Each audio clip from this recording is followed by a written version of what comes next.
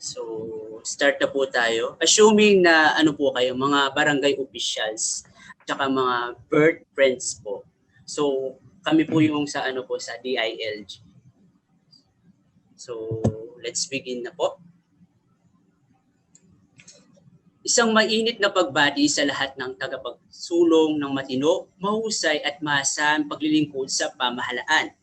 Ang Department of the Interior and Local Government at Department of Health na pinamumunuan ng ating butihing Secretary Eduardo M. Año at Secretary Francisco T. Duque III na nanguna upang ilunsad ang proyektong ito ay lubos na nagagalak at taus-pusong bumabati ang lahat ng mga barangay officials at mga miyembro ng Barangay Health Emergency Response Team at iba pang mga opisyalis ng barangay na kasama natin dito via Zoom at Facebook live streaming para sa online webinar series with the team Building Healthy Communities by Enhancing Capacities and Revitalizing BHERTs toward COVID-free Philippines first responders in ending nCoV diseases. Okay po. Before we proceed to the discussion proper, we have online Zoom rules. First, stay on mute if you are not talking. To help keep background noise to a minimum, make sure you mute your microphone when you are not talking. Second, be mindful of background noise.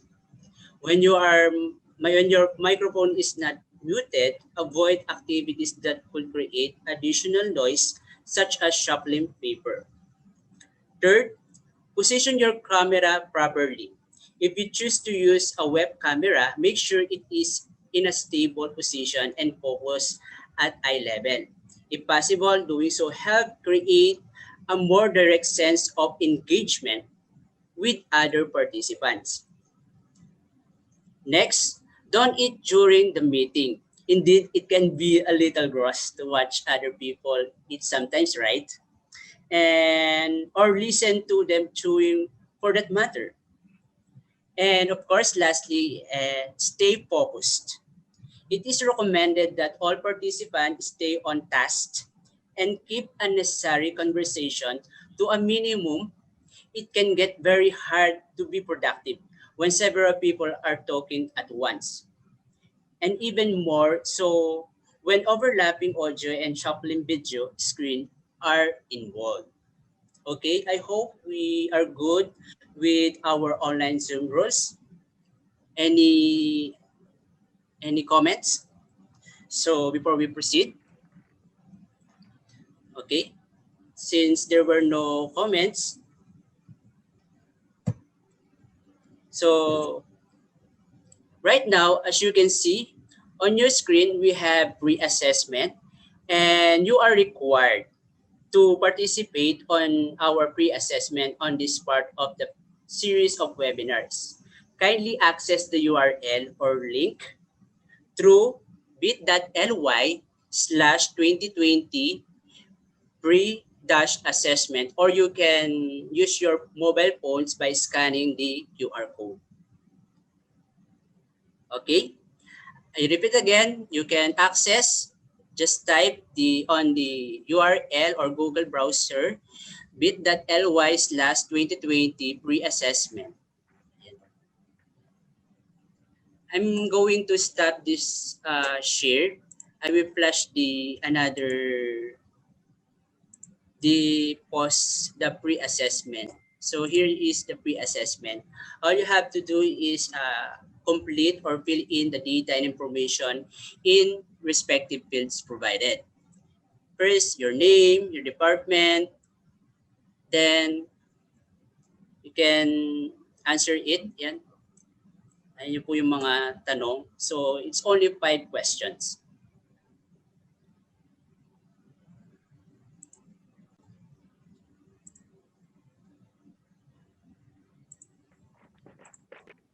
Okay.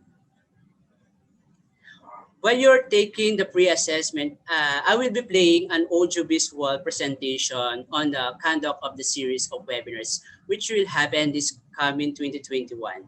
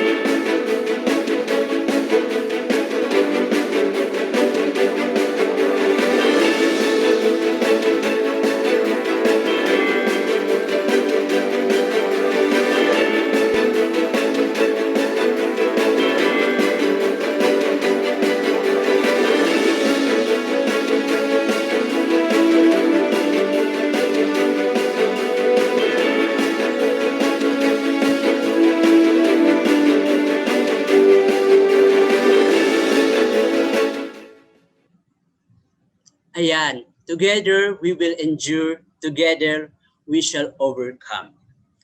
The BHERT Friends project comprises three implementation strategies. The first, conduct of webinar series. Second, talakayan sa barangay and advocacy campaign for the Barangay Health Emergency Response Team relative to the information about the COVID, the roles and function of the BHERTs, quarantine and isolation, as well as providing tips and tricks that can be used in your tasks to be effective and efficient BHERT friends. I believe you are done taking the pre-assessment. The pre-assessment is one of the bases for our monitoring and for measuring growth of the participants. Also, we will be having a post-test post-assessment after today's event in order to get your certificate of participation and attendance. You are required to take or complete the pre and post-assessment. Okay? Okay, let's move on. The objective of this activity aims to enhance the knowledge and skills of the Barangay Health Emergency Response Team in the performance of their mandated duties and functions and to strengthen their capacities during COVID-19 pandemic. Ang BHERT ang siyang pangunahing katuwang ng ating pamahalaan sa pagsugpo ng COVID-19. At natasang magsagawa ng health promotions and education in the barangay, particular sa pagpapalaganap ng mahalagang impormasyon tungkol dito. Naglabas ang DILG ng Memorandum Circular Number 2020-018 dated January 31, 2020 entitled Guides to Action Against Coronavirus. All punong barangay shall appoint or organize of one BHERT for every 5,000 population. Ang BHERT, bawat BHERT ay may binubuo ng executive officer, barangay tanod, 2 barangay health workers, or nurse or midwife. On the next slide, let us identify one by one the function of BHERTs. First, conduct visit in the home of every arriving person from a coronavirus affected country. May listahan man o wala ng arrivals na galing sa mayor na ibinibigay ng Bureau of Immigration, kailangan pa rin mag-initiate ng home visits. Second, please take note that care to the arriving person must be taken to ensure that the visits are carried out in a very discreet and courteous manner. Ibig sabihin, mahinahon at magalang ang pagbisita at pakikipag-usap. Okay? Pangatlo, mag-conduct ng contact tracing upang malaman kung sino-sino ang mga nakasalumuhan ng arriving person and other information about the contacts. Pang-apat, i-require ang arriving resident to check and record ang kanilang temperatura araw-araw sa umaga at sa hapon for the duration of 14-day home confinement period and advise the resident to watch out for any other symptoms of coronavirus like cough, difficulty of breathing, or shortness of breath. On the latter part, check on the condition of the arriving residents daily from a distance of more than 1 meter, 1 metro. Sa pag-check, laging magsuot ng N95 or surgical mask. Lastly, if symptoms are observed, kailangan mag-isolate at i-confine ang arriving residents. Otherwise, kung walang sintomas pagkatapos ng 14-day home confinement, mag-report sa city or municipal health officer for lifting of home confinement. Okay, I think that's all for the session. I hope you have learned a lot from this activity. Any question or queries about the topic we have tackled today? And we have tackled about the function of BHERTs, composition of BHERTs, and as well as the issuances. Any questions about the topic? Anyway, since there were no further questions or queries right now, kindly access again. So we have post-assessment on the series of webinars of BHERT Friends Project. You can access the link through bit.ly/2020 post-assessment. Or you can use your mobile phone by scanning the QR code, and it will automatically direct you to the post-assessment form.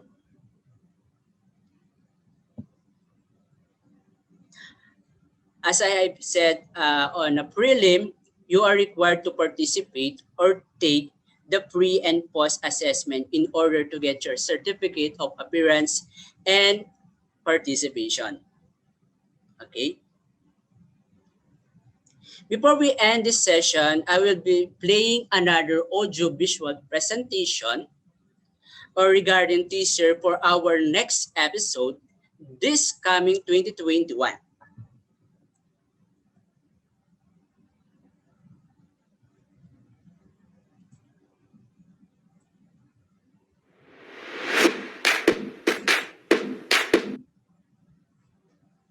I'm sorry. Escape ko. I'm sorry for that.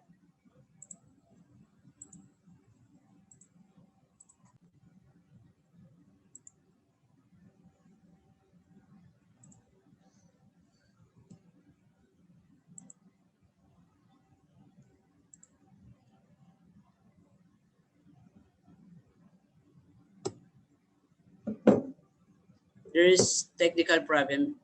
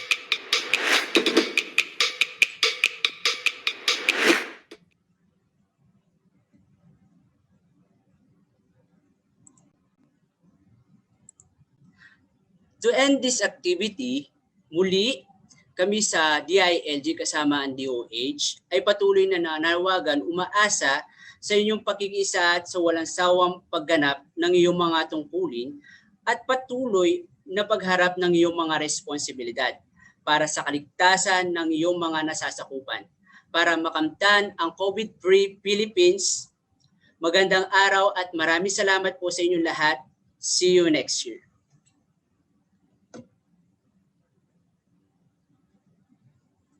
Tapos na po. Thank you po. Thank you, sir. Galing, Sir Joseph.